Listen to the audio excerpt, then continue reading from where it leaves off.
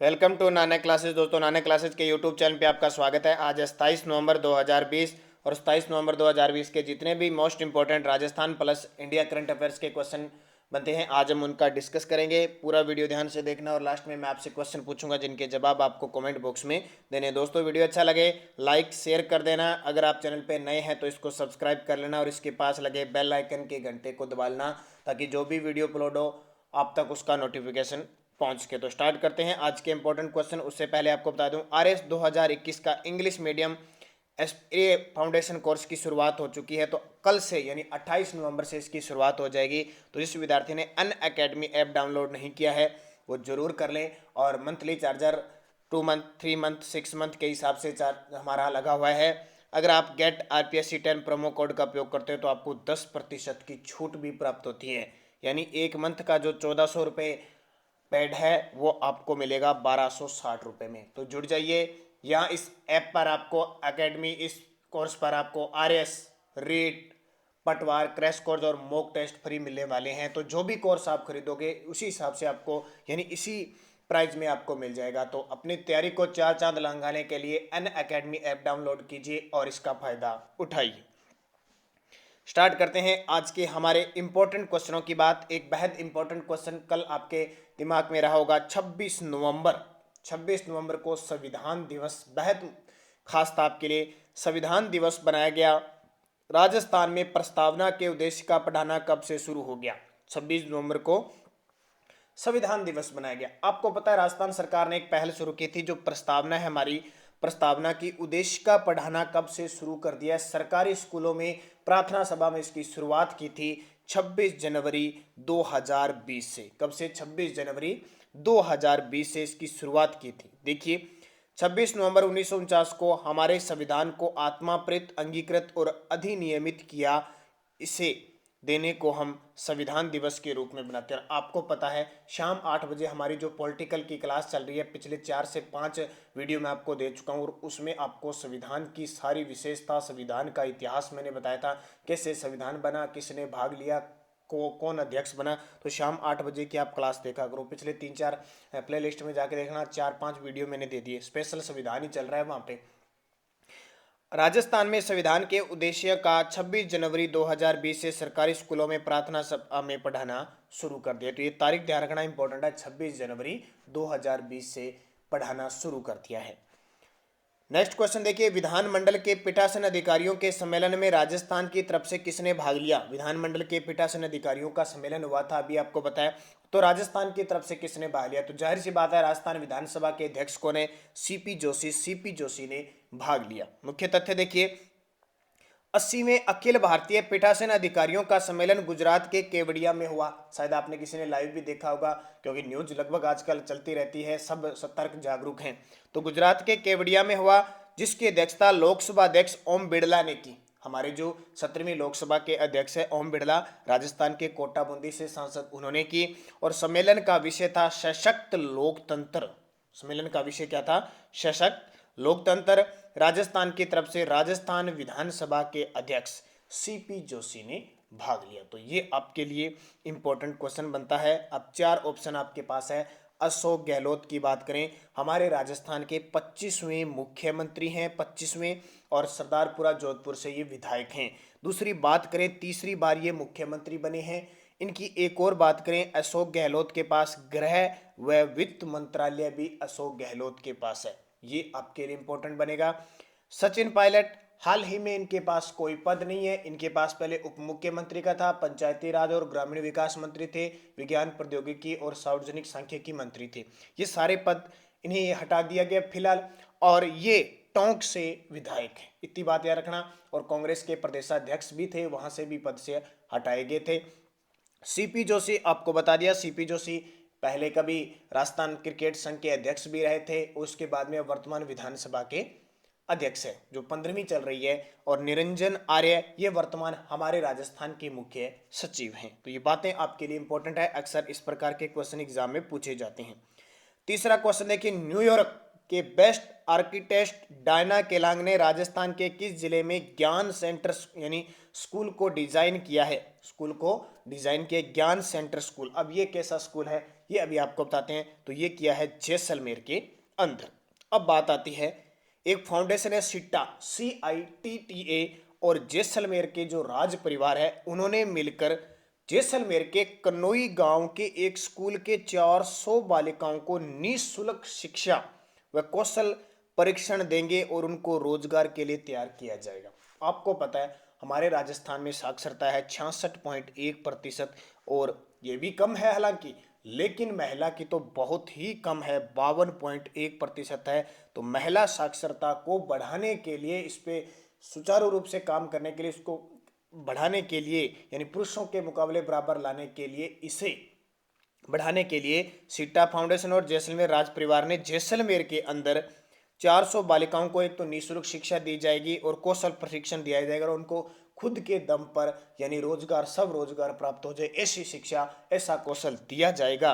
तो इसके लिए फिर क्या हुआ कि न्यूयॉर्क की बेस्ट आर्किटेक्ट डायना केराग ने क्या कि जैसलमेर में जो ज्ञान सेंटर स्कूल है उसको डिजाइन किया, भी इस तरह की प्रक्रिया हम कौशल परीक्षण देंगे, ये काम इनके द्वारा किया गया। बात आते हैं न्यूयॉर्क की, तो न्यूयॉर्क किस नदी के किनारे है? बहुत बार एग्जाम में पूछा जाता है, हडसन नदी के किनारे स्थित है, हडसन नदी। और यूनिसेफ जो हमारी संस्था है बहुत बड़ी विश्व की, यूनिसेफ, उसका मुख्यालय न्यूयॉर्क में है। आगे यूनिसेफ के बारे में हम क्वेश्चन पढ़ेंगे।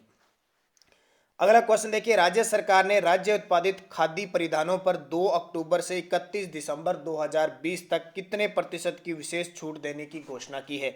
2 अक्टूबर गांधी जयंती से 31 दिसंबर तक यानी इस साल तक, तो 5% छूट देने की घोषणा की है। मुख्य तथ्य, राज्य सरकार द्वारा, हमारी राजस्थान सरकार द्वारा विशेष छूट राष्ट्रपिता महात्मा गांधी की 150वीं जयंती के उपलक्ष्य में प्रदान की गई। ध्यान रखना 2020 में 151वीं जयंती बनाई गई है, 150वीं जयंती 2019 में थी, वहां से लेकर अब तक 31 दिसंबर। हालांकि ये 2020 तक था, लेकिन अब इसे बढ़ाकर कितना कर दिया, यानी 2 अक्टूबर तक था, अब इसे बढ़ाकर 31 दिसंबर तक कर दिया। खादी भंडारों पर 15% छूट तो पहले ही चल रही थी, अब टोटल कितनी होगी? 20% छूट होगी।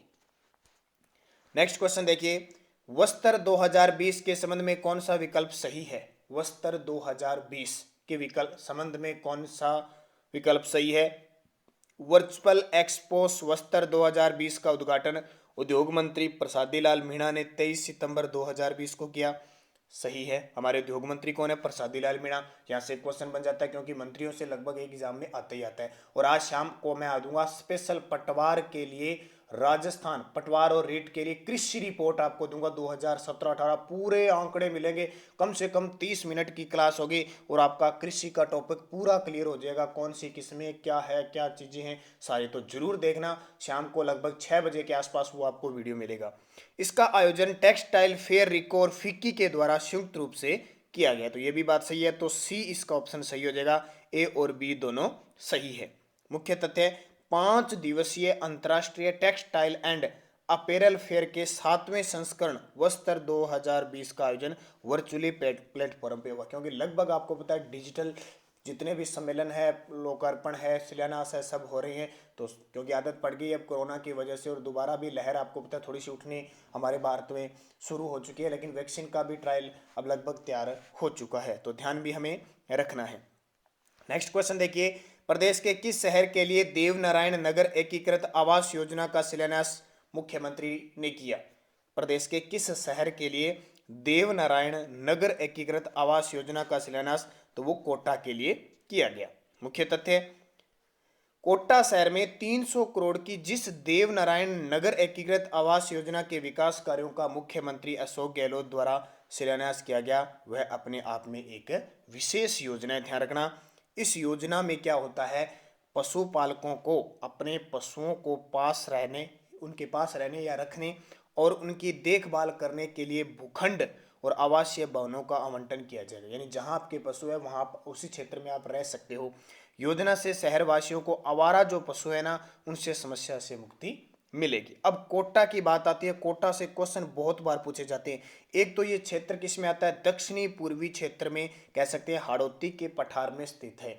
कोटा में सबसे ज्यादा, कोटा पूछे तो सबसे ज्यादा नदियों वाला संभाग कौन सा है? कोटा है। क्षेत्रफल की दृष्टि से सबसे छोटा संभाग है हमारे राजस्थान का। शिक्षा नगरी इसको कहा जाता है, राजस्थान का नालंदा इसको कहा जाता है, कई बार पूछा जाता है। यहाँ की मिट्टी की बात करें तो काली मिट्टी है, क्योंकि याडोती क्षेत्र में काली मिट्टी का प्रभाव पाया जाता है। कोटा में ध्यान रखना, राजस्थान का दूसरा स्पाइस पार्क खोला गया फरवरी 2019 के अंदर। स्पाइस पहला कहाँ पे है? मथानिया जोधपुर के अंदर। तो ये दोनों क्वेश्चन आपके इंपॉर्टेंट है। और कोटा में 2 नगर निगम स्थापित हो गए। राजस्थान के 3 शहर जहाँ पे 2 नगर निगम है, कोटा, जोधपुर और जयपुर, ये तीनों भी ध्यान रखना। टोटल अब हमारे राजस्थान में कितने नगर निगम हो गए?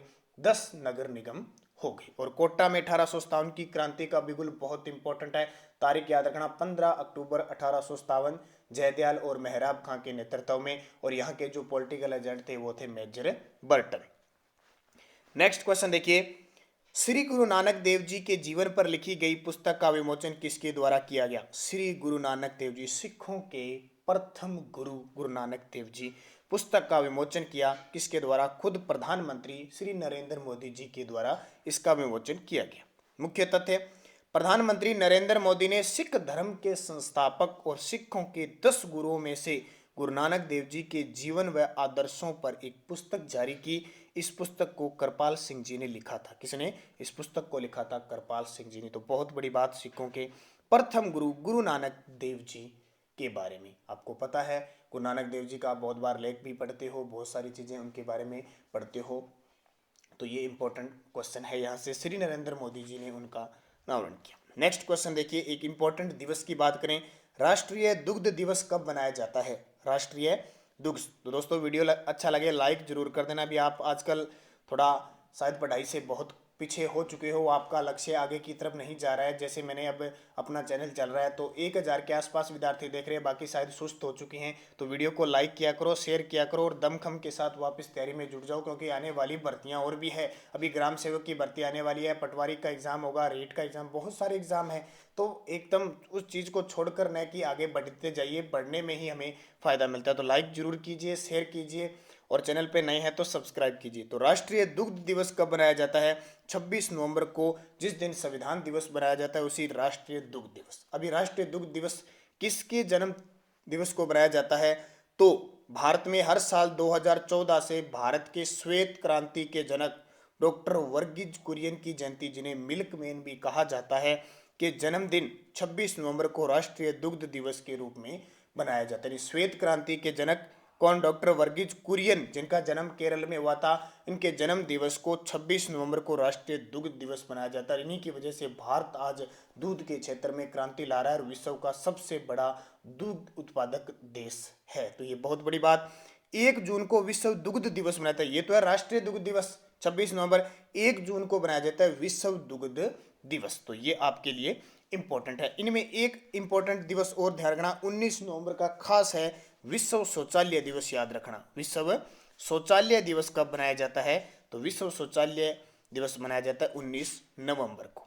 नेक्स्ट क्वेश्चन देखिए, आईसीसी के नए अध्यक्ष कौन बनेंगे? ये बहुत इंपॉर्टेंट है। इंटरनेशनल क्रिकेट काउंसिल के नए अध्यक्ष, ये बार बार एग्जाम में पूछा जा सकता है। 15 दिसंबर से एनटीपीसी के एग्जाम भी शुरू है तो वहां भी पूछा जा सकता है। तो ये बन गए अब ग्रेग बार्कले। ग्रेग बार्कले नए अध्यक्ष बन गए, बार बार एग्जाम में पक्का आएगा। मुख्य तथ्य, न्यूजीलैंड के एक, तो ये ध्यान रखना, ग्रेग बार्कले को अंतर्राष्ट्रीय क्रिकेट परिषद का नया अध्यक्ष चुना गया है। आईसीसी के सीईओ कौन है? मनु सहानी है। आईसीसी का मुख्यालय दुबई में है, यानी दुबई कहाँ पे? संयुक्त अरब अमीरात में। स्थापना हुई थी 1909 के अंदर। भारत 2 बार क्रिकेट वर्ल्ड कप जीत चुका है, 1983, 2011। और संयुक्त अरब अमीरात में खास अभी आईपीएल हुआ था 13वां। कहाँ पे? 3 मैदान याद रखना, अबू धाबी, दुबई और शारजहां। आईपीएल 13 सीजन का खिताब जीता मुंबई ने, किसको हराकर? दिल्ली को हराकर। बात आती है ग्रेग बार्कले, तो न्यूजीलैंड के आईसीसी के नए अध्यक्ष बन गए। स्थान किसका लिया है? शशांक मनोहर का। और शशांक मनोहर ने जब इस्तीफा दिया तो अतिरिक्त कार्यभार किसने संभाला था? कुछ दिनों के लिए अंतरिम कौन बने थे? इमरान ख्वाजा बने थे। ये भी क्वेश्चन पूछा जा सकता है। मनु सोहानी इनके सीईओ है। तो ये इंपॉर्टेंट ध्यान रखना। हमारे भारत में क्रिकेट के लिए कौन सी संस्था काम करती है? बीसीसीआई। और इसके वर्तमान अध्यक्ष कौन है बीसीसीआई के? सौरव गांगुली है। मुख्यालय इसका कहाँ पे है? मुंबई के अंदर। तो ये सबसे इंपॉर्टेंट बातें। अब एक क्वेश्चन संस्था के बारे में मैं आपसे पूछता हूँ, इंपॉर्टेंट भी है। डब्ल्यूटीओ का मुख्यालय कहाँ स्थित है? अक्सर इस प्रकार के क्वेश्चन आते हैं। डब्ल्यूटीओ, वर्ल्ड ट्रेड ऑर्गेनाइजेशन का मुख्यालय कहाँ पे है? तो आपका जवाब क्या होगा? आपका जवाब होगा जिनेवा, और जिनेवा कहाँ पे है? स्विट्जरलैंड। ध्यान रखना ये WTO, इसकी स्थापना 1 जनवरी 1995 को हुई थी, WTO की। वैसे पहले इसका नाम था गैट, क्या था? गैट था, और इसकी स्थापना 1947 में हुई थी, और गैट को समाप्त करके 1 जनवरी 1995 को WTO की स्थापना हुई थी। ये क्वेश्चन कई बार एग्जाम में पूछा जाता है। अब देखिए लंदन में किसका मुख्यालय है? तो ध्यान रखना जो राष्ट्रमंडल है ना, चौगम राष्ट्रमंडल जो सदस्य है, 54 सदस्यों का जो राष्ट्राध्यक्ष है, उसका मुख्यालय कहाँ पे? लंदन में, और 1926 में स्थापना हुई थी। पेरिस में किसका मुख्यालय है? तो ध्यान रखना पेरिस में है यूनेस्को का। यूनेस्को 196 देश है शामिल है। यूनेस्को की स्थापना 1946 में हुई थी, जो विश्व विरासत सूची में शामिल करते हैं ना उनका, तो उनका मुख्यालय है पेरिस में। और एक आ गया न्यूयॉर्क, न्यूयॉर्क में है यूनिसेफ का। यूनिसेफ का मुख्यालय कहाँ पे है? न्यूयॉर्क में, और स्थापना इसकी भी 1946 में हुई थी। ध्यान रखना तीनों इंपॉर्टेंट है। लंदन थेम्स नदी के किनारे है, पेरिस सीन नदी के किनारे है, न्यूयॉर्क हडसन नदी के किनारे हैं। तो ये सारे इंपॉर्टेंट आपके लिए बन जाते हैं। पिछले वीडियो का क्वेश्चन क्या था? भारत G20 शिखर सम्मेलन की मेजबानी किस वर्ष करेगा? बहुत सारे विद्यार्थियों ने बड़े शानदार तरीके से जवाब दिए। इसका सही जवाब है भारत 2023 में करेगा। अब 2022 में कौन करेगा? इंडोनेशिया करेगा। 2021 में कौन करेगा? इटली करेगा। और 2024 में कौन करेगा? ब्राजील करेगा। ये सारे इंपॉर्टेंट G20 शिखर सम्मेलन याद रखना। एक क्वेश्चन मैंने पूछा था पुष्कर मेला किस जिले में आयोजित होता है? तो साधारण सी बात आप बता सकते हो, कोलायत मेला बीकानेर में, पुष्कर मेला अजमेर के अंदर बढ़ता है, खाटू श्याम जी का मेला सीकर में बढ़ता है, गोविंद देव जी का मेला जयपुर में बढ़ता है, और नागौर में तेजाजी पर्वत सर जो पशु मेला लगता है वो यहाँ पे लगता है। अब वीडियो के लास्ट में मैं आपसे क्वेश्चन पूछता हूँ जिनके जवाब आपको कमेंट बॉक्स में देने हैं। देव उठनी ग्यारस कब मनाई जाती है? कार्तिक कृष्ण ग्यारस, कार्तिक शुक्ल ग्यारस, भाद्रपद शुक्ल ग्यारस, या बैसाख शुक्ल ग्यारस। और एक क्वेश्चन, निम्न में से कौन सा बंदरगाह पश्चिमी तट पर स्थित नहीं है? इस फिर बंदरगाहों के बारे में मैं पूरा बताऊंगा। पश्चिमी तट पर कौन सा स्थित नहीं है? कांडला, मंगलोर, हल्दिया, मारमागुआ। अब चलते हैं कल वाले क्वेश्चनों में जो मैंने आपसे पूछे थे। क्या थे? श्रीनगर किस नदी के किनारे है? झेलम नदी के किनारे। तो फटाफट बोल देता हूं। अंग की राजधानी क्या थी? चंपा। अंग की राजधानी चंपा। महात्मा गांधी ने किसान आंदोलन कहां से शुरू किया? चंपारण से। चंपारण कहां पे है? बिहार के अंदर। फिर क्वेश्चन था लखनऊ किस नदी के किनारे है? लखनऊ गोमती नदी के किनारे स्थित है। फिर पूछा था गुजरात की जीवन रेखा, तो नर्मदा नहर परियोजना। साइमन कमीशन भारत कब आया? 1928। भारत की सबसे ज्यादा स्थलीय सीमा लगती है बांग्लादेश से, 4096। फिर क्वेश्चन था आगा खां कप का संबंध किसे है? हॉकी से। आगा खां हॉकी से। फिर आपका क्वेश्चन था WTO का मुख्यालय जिनेवा। फिर क्वेश्चन था शनि का सबसे बड़ा उपग्रह कौन सा है? टाइटन। कौन सा है? टाइटन। अब आपके लिए एक बार फिर मैं आज ज़्यादा नहीं 5 क्वेश्चन आपके सामने रखता हूं ताकि आप आराम से उनके कमेंट बॉक्स में जवाब दे सको। एक तो पहला, चंद्रमा किस ग्रह का उपग्रह है? पहला क्वेश्चन, चंद्रमा किस ग्रह का उपग्रह है? अक्सर एग्जाम में पूछा जाता है, हालांकि आसान हो सकता है आपके लिए क्योंकि आप अच्छी तैयारी में हो। दूसरा क्वेश्चन, हमने जो संविधान संशोधन की प्रक्रिया है वो किससे ली है? संविधान संशोधन की प्रक्रिया किस देश से ली है? और ये क्वेश्चन मैं बहुत बार शाम को पॉलिटिकल की क्लास होती है उसमें आपको बता दिया संविधान संशोधन की प्रक्रिया। अगला तीसरा क्वेश्चन देखिए, पंडित रविशंकर का संबंध किस वाद्य यंत्र से है? पंडित रविशंकर का संबंध किस वाद्य यंत्र से है? बहुत बार पूछा जाता है। फिर छत्तीसगढ़ की राजधानी कौन सी है? छत्तीसगढ़ की राजधानी कौन सी है? जल्दी से कमेंट में साथ साथ देते रहो, छत्तीसगढ़ की राजधानी कौन सी है? फिर देखिए अगला क्वेश्चन आपके लिए, फिनलैंड की राजधानी क्या है? ये क्वेश्चन सारे इंपॉर्टेंट है, ध्यान रखना। फिनलैंड देश है ना एक यूरोप के अंदर, फिनलैंड की राजधानी क्या है? और किस क्रिकेटर को या इनकी पुस्तक का नाम लिख सकते हैं गोल्डन गर्ल, ये क्रिकेटर के नाम आते हैं। क्रिकेट माई स्टाइल पुस्तक किसकी है? किस क्रिकेटर की बता देता हूं, क्रिकेट माई स्टाइल। और एक क्वेश्चन, सबसे छोटा महासागर कौन सा है? सबसे छोटा महासागर। ये क्वेश्चनों के जवाब आपको कमेंट बॉक्स में देने हैं। PDF इसकी टेलीग्राम पर नानक क्लास स्टडी अड्डा ग्रुप में मिलेगी। अगर किसी को पटवार के लिए राजस्थान करंट अफेयर्स की ई-बुक चाहिए, PDF चाहिए तो आप संपर्क कर सकते हो 8094496272 पर, 8094 496274। आपको वहाँ 50 रुपये देने होंगे और 50 रुपये प्राइस देते ही आपको व्हाट्सएप पे PDF मिल जाएगी। तो धन्यवाद। जय हिंद, जय भारत।